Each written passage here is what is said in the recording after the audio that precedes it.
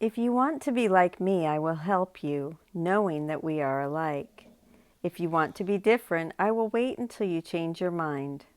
I can teach you, but only you can choose to listen to my teaching. Jesus knows we are alike. We do not. As we have seen, if we feel Jesus is pushing us or demanding anything of us, we know this is the ego. He does nothing but love, and his love patiently awaits the change of mind that heralds our return to him. Always and ever, Jesus respects the power of our minds to choose, whether it be the ego's illusions of specialness or the truth of his all-inclusive forgiveness. Although we personify Jesus and make him like us, we cannot make him be who he is not.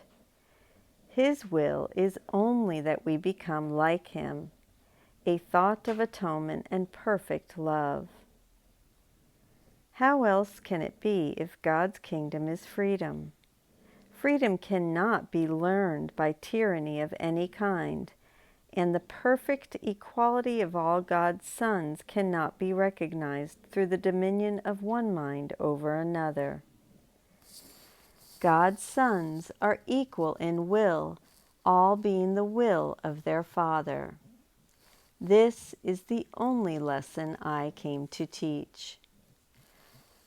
To believe that we can find peace by waging war is insane, the dominion of one body over another.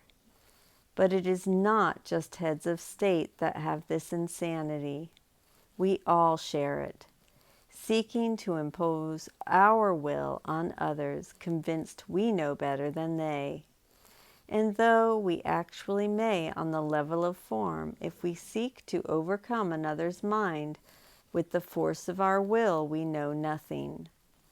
Love never imposes itself or seeks to overcome another, since it always remembers the mind's power, the true means of salvation. To choose freedom or tyranny. By its very presence, therefore, love simply reminds us of our ability to choose again, as does our gentle brother Jesus. Listen to his song of freedom. If your will were not mine, it would not be our Father's. This would mean you have imprisoned yours and have not let it be free. Of yourself you can do nothing, because of yourself you are nothing. I am nothing without the Father, and you are nothing without me, because by denying the Father you deny yourself. I will always remember you, and in my remembrance of you lies your remembrance of yourself. In our remembrance of each other lies our remembrance of God. And in this remembrance lies your freedom, because your freedom is in him. Join then with me in praise of him and you whom he created. This is our gift of gratitude to him, which he will share with all his creations, to whom he gives equally whatever is acceptable to him. Because it is acceptable to him, it is the gift of freedom, which is his will for all his sons. By offering freedom, you will be free. Jesus continually returns to this correction of 2,000 years of Christological error. He is not the Son of God, except in the sense that God's Son is one, a oneness that includes all the separated fragments.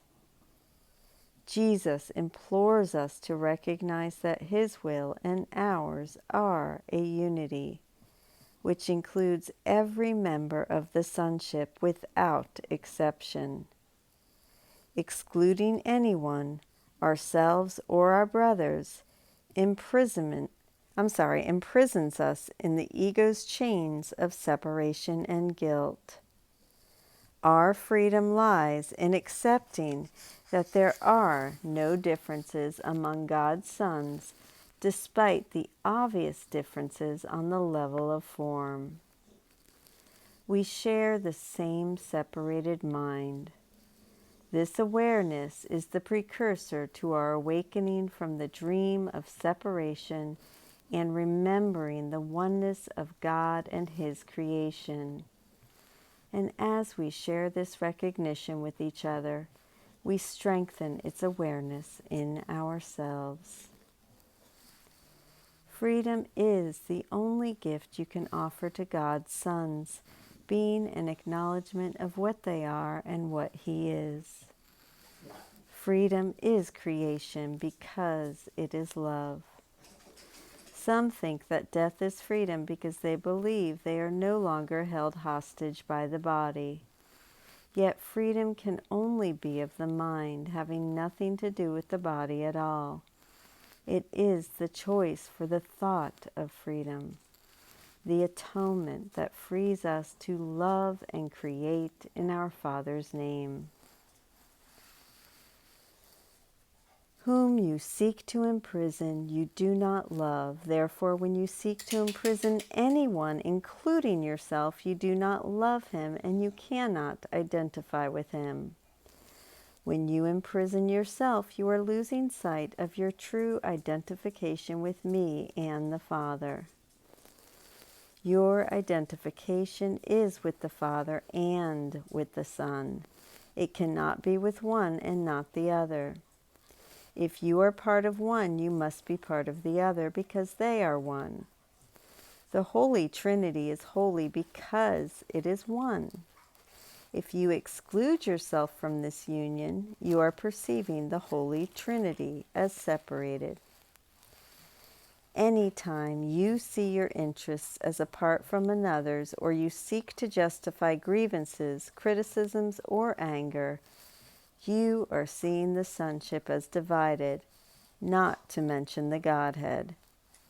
This is the message of Jesus' lovely song of oneness, which he repeats over and over. It cannot be emphasized enough, however, that the song is no more than pretty words set to a beautiful melody if we do not use it to help us unlearn what we have taught ourselves, to perceive our imprisonment by others as justification for imprisoning in return, seeing others' interests as apart from our own. Love, then, is impossible as long as we see our brothers as different, attempting to imprison them in the chains of specialness.